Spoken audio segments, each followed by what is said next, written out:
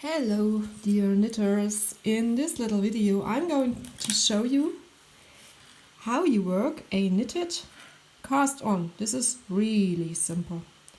You start with a loop which you can fix with a little knot. I'm just trying to do this. First step.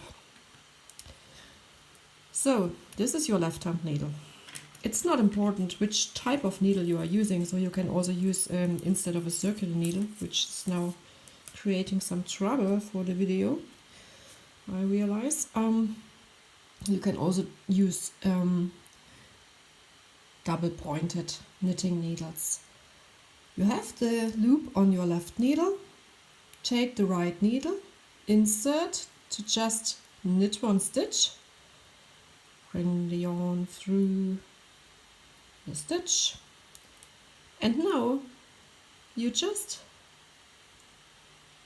bring this knitted stitch to the left needle, but keep the right needle in the stitch or insert it again. It's not important, but it's easier when you just keep it in the stitch.